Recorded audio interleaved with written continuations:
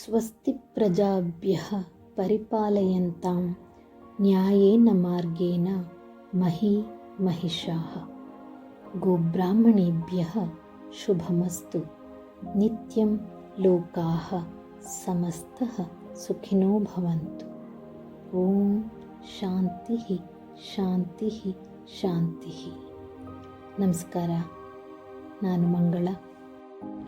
ನಮ್ಮ ಸ್ವಾಸ್ಥ್ಯ ಸಿಂಚನದ ರೇಖಿ ಪ್ರಪಂಚಕ್ಕೆ ತಮ್ಮನ್ನೆಲ್ಲ ಸ್ವಾಗತ ಮಾಡ್ತಾ ಇದ್ದೇನೆ. ಏನಪ್ಪ ಇದು ರೇಖಿ ಅಂದರೆ?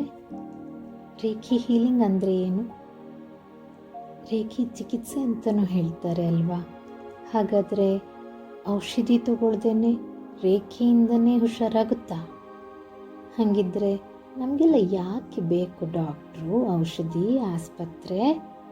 ಸುಮ್ಮನೆ ವೃಥಾ ಖರ್ಚು, ಎಷ್ಟೊಂದು ಖರ್ಚಾಗತ್ತಲ್ವಾ? ಹೀಗೂ ಉಂಟಾ? ಇದು ಯಾರು ಅನುಭವಕ್ಕೆ ಬರುತ್ತೆ? ಯಾರು ಬೇಕಾದರೂ ಮಾಡ್ಬೋದಾ? ಹಾಗಾದರೆ ರೇಖಿ ಅಂದರೆ ಏನು? ಇದರಿಂದ ಏನೆಲ್ಲ ಬದಲಾವಣೆ ಮಾಡ್ಬೋದು? ಅಯ್ಯೋ, ಸುಮ್ಮನೆ ಹೇಳ್ತಾರ್ರಿ, ಬರೀ ಕೈಯಿಂದ ಎಲ್ಲ ಸರಿ ಮಾಡ್ಬೋದಾ? ನಂಬೋ ಮಾತೇನ್ರಿ? ಹೀಗೆ ಕಣ್ರಿ, ಪ್ರಶ್ನೆ ಬರ್ತಾ ಇರುತ್ತೆ. ಹೊಸ ವಿಷಯ ಅಂದರೆ ಕೇಳಬೇಕಾ? ಒಂದಾದಮೇಲೆ ಒಂದು. ನಮ್ಮ ಆಲೋಚನೆಗೇನಾದರೂ ಕೊನೆ ಇದೆಯೇ? ಇರಲಿ ಬಿಡಿ, ಏನು ಸಂಶಯ ಬಂದರೂ ಪರಿಹರಿಸ್ಕೋಬೇಕು. ಇಲ್ಲಾಂದರೆ ದಿನಪೂರ್ತಿ ತಲೆಯಲ್ಲಿ ಅದೇ ಕೊರಿತಾ ಇರುತ್ತೆ ಅಲ್ವೇ? ನನ್ನನ್ನು ಸುಮಾರು ಜನ ಕೇಳಿದ್ರು, ಇದೇನು, ಇದು ಹೇಗೆ ಅಂತೆಲ್ಲ ಸುಮಾರು ಡೌಟ್ಗಳು. ಸೊ ಅದಕ್ಕೆ ಅಂದ್ಕೊಂಡೆ ಒಂದು ವಿಡಿಯೋ ಮಾಡೋಣ. ವಿಡಿಯೋ ಮೂಲಕ ಎಲ್ರಿಗೂ ತಲುಪಿಸೋ ಪ್ರಯತ್ನ ಮಾಡೋಣ, ಇದರ ಬಗ್ಗೆ ಮಾಹಿತಿಯನ್ನು ಕೊಡೋಣ ಅಂತ ನಿಮ್ಮ ಮುಂದೆ ಈ ವಿಡಿಯೋನ ತಗೊಂಡ್ಬರ್ತಾ ಇದ್ದೀನಿ. ಬನ್ನಿ ಹೇಳ್ತೀನಿ, ನಿಧಾನವಾಗಿ ಕೇಳಿಸ್ಕೊಳ್ಳಿ ಮತ್ತು ನಿಧಾನವಾಗಿ ಚಿಂತನೆ ಮಾಡಿ. ದಿನನಿತ್ಯದ ಆಗುಹೋಗುಗಳಿಗೆ ಹೋಲಿಕೆ ಮಾಡಿ ನೋಡಿ. ನಿಮ್ಮ ಪೂರ್ವಜರು ಹೇಳ್ತಿದ್ದ ಕಥೆಗಳ ನೆನಪು ಮಾಡಿಕೊಳ್ಳಿ. ನಮ್ಮ ಋಷಿ ಮುನಿಗಳ ದಿನಚರಿ ಹೇಗಿತ್ತು, ಅವರ ಶಕ್ತಿ ಹೇಗಿತ್ತು? ಒಂದು ಚಮಚ ನೀರು, ಅದನ್ನು ಮಂತ್ರಿಸಿ ಶಾಪನೂ ಕೊಡಬಲ್ಲವರಾಗಿದ್ದರು, ಶಾಪದಿಂದ ವಿಮುಕ್ತರನ್ನಾಗಿ ಕೂಡ ಮಾಡಬಲ್ಲವರಾಗಿದ್ದರು. ಎಷ್ಟೋ ಕಥೆ ಪುರಾಣಗಳಲ್ಲಿ ಇದೆ ಅಲ್ವಾ? ಈ ಥರ ಕಥೆಗಳನ್ನು ನಾವು ಕೇಳಿರ್ತೀವಿ. ಮುಟ್ಟಿ ಅಥವಾ ದೂರದಿಂದನೇ ವರ ಕೊಡ್ತಿದ್ರು. ಅವರು ಜೊತೆ ಇದ್ದರೆ, ಅವರ ಸಾನ್ನಿಧ್ಯ ಕೂಡ ಎಷ್ಟೋ ರೋಗಗಳನ್ನು, ಕಷ್ಟನ ದೂರ ಮಾಡ್ತಿತ್ತು. ಅದ್ಯಾಕೆ ಅವರಿಗೆ ಮಾತ್ರ ಸಾಧ್ಯ ಆಗ್ತಿತ್ತು? ಒಂದು ಸಾರಿ ಆಲೋಚನೆ ಮಾಡಿ ನೋಡಿ, ಆಗ್ತಿತ್ತೋ ಇಲ್ವೋ? ಅವರು ನಮ್ಮ ಹಾಗೆ ಮನುಷ್ಯರಾಗಿದ್ದರೂ ಸಹ ಆ ಅದ್ಭುತ ಶಕ್ತಿನ ಮೈಗೂಡಿಸ್ಕೊಂಡಿದ್ರು.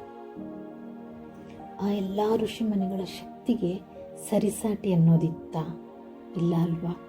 ಇದೊಂದು ಸಣ್ಣ ಉದಾಹರಣೆ ಅಷ್ಟೇ. ಇಂತಹ ಬೇಕಾದಷ್ಟು ವಿಸ್ಮಯಗಳು ಹಿಂದೆ ನಡೆದಿದೆ, ಈಗಲೂ ನಡೀತಾ ಇದೆ. ಆದರೆ ಎಲ್ಲರ ಅನುಭವಕ್ಕೆ ಬರ್ತಾ ಇಲ್ಲ ಅಷ್ಟೇ. ಎಷ್ಟು ಬ್ಯುಸಿ ಆಗಿಬಿಟ್ಟಿದ್ದೀವಿ ನಾವು ಲೈಫಲ್ಲಿ ಅಲ್ವಾ?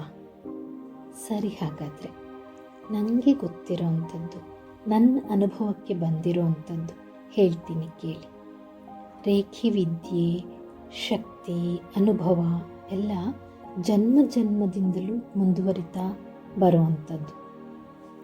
ಸುಮಾರು ಜನರಿಗೆ ಇದರ ಬಗ್ಗೆ ಗೊತ್ತೇ ಇಲ್ಲ. ಹೀಗೊಂದು ಅದ್ಭುತ ಶಕ್ತಿ ಇದೆ ಅಂತ ಸ್ವಲ್ಪ ಕೂಡ ಗಂಧಗಾಳಿ ಗೊತ್ತಿಲ್ಲ. ಎಷ್ಟೋ ಜನರು ಇದರ ಕೇಳಿರ್ತಾರೆ, ಇನ್ನೆಷ್ಟೋ ಜನರು ಆಸಕ್ತಿನ ಕೆರಳಿಸ್ಕೊಂಡಿರ್ತಾರೆ, ಮತ್ತೆಷ್ಟೋ ಜನರು ಕಲಿತಾರೆ, ಅದರ ಅರ್ಧಂಬರ್ಧ. ಮಗದೊಂದಿಷ್ಟು ಜನರು ಪೂರ್ತಿ ಕಲಿತಾರೆ, ಆದರೆ ಯಾರಿಗೂ ಹಂಚಲ್ಲ. ಹೀಗೆ ಅದ್ಭುತ ಶಕ್ತಿ ಯಾರಿಗೂ ಹಂಚದೆ ಕಾಣೆಯಾಗಿ ಹೋಗಿರೋದು. ಹೀಗೆ ಪಟ್ಟಿ ಬೆಳೆಯುತ್ತೆ ಕೂಡ. ರೇಖಿ ಪ್ರಪಂಚಕ್ಕೆ ಬರದೇ ಇರೋರು, ಬರಬೇಕು ಅನ್ನೋರು, ಬಂದರೂ ಸಮಯ ವ್ಯರ್ಥ ಮಾಡೋರು ಎಲ್ಲ ಇರ್ತಾರೆ. ಯಾವುದೇ ವಿದ್ಯೆನ ಗುರುಮುಖೇನ ಕಲಿತ್ರೆ ಮಾತ್ರ ಅದರಿಂದ ಸರಿಯಾದ ಉಪಯೋಗ ಆಗುತ್ತೆ. ಎಲ್ಲರೂ ಏಕಲವ್ಯ ಆಗೋಕ್ಕೆ ಆಗುತ್ತೇನ್ರಿ? ಆಗೋಲ್ಲ ಅಲ್ವಾ? ಇದೊಂದು ಅದ್ಭುತ ವಿದ್ಯೆ. ಈ ವಿದ್ಯೆನ ಗುರುಮುಖೇನ ದೀಕ್ಷೆ ಮೂಲಕ ತಗೋಬೇಕು. ರೇಖಿ ಶಕ್ತಿನ ಯಾರು ಸಾಧನೆ ಮಾಡಿ ಪಡ್ಕೊಂಡಿದ್ದಾರೋ ಅವರು ಮಾತ್ರ ಈ ಶಕ್ತಿಯನ್ನು, ಈ ಅದ್ಭುತ ಶಕ್ತಿಯನ್ನು ಬೇರೆಯವರಿಗೆ ಹಂಚೋಕ್ಕೆ ಸಾಧ್ಯ. ಅಂಥವರೇ ರೇಖಿ ಗ್ರ್ಯಾಂಡ್ ಮಾಸ್ಟರ್ ಅಂತ ಕರೆಸ್ಕೋತಾರೆ.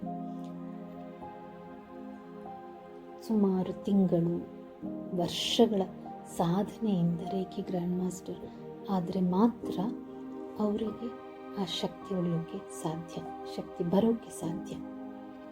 ರೇಖಿಲಿ ಬೇರೆ ಬೇರೆ ಥರ ಇದೆ, ಬೇರೆ ಬೇರೆ ಬಗೆ ಇದೆ, ಟೈಪ್ಸ್ ಇದೆ. ಕುಸೋಯಿ ರೇಖಿ, ಕರುಣಾ ರೇಖಿ, ಜಿಕೆರಿನ್ ರೇಖಿ, ಲೈಟ್ರಿಯನ್ ರೇಖಿ, ಹೀಗೆ ಸಾಕಷ್ಟು ಬಗೆಗಳಿವೆ. ಯಾವ ರೇಖೆ ಆದರೂ ಒಂದೇ.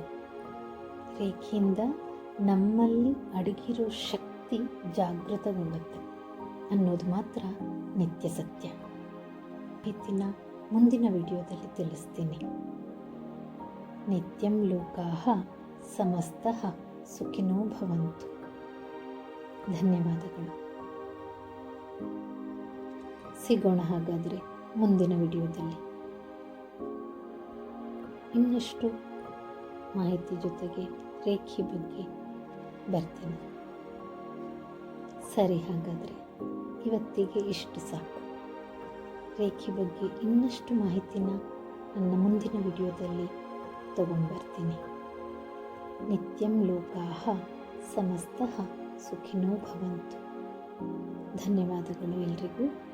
ಸಿಗೋಣ ಹಾಗಾದರೆ ನನ್ನ ಮುಂದಿನ ವಿಡಿಯೋದಲ್ಲಿ.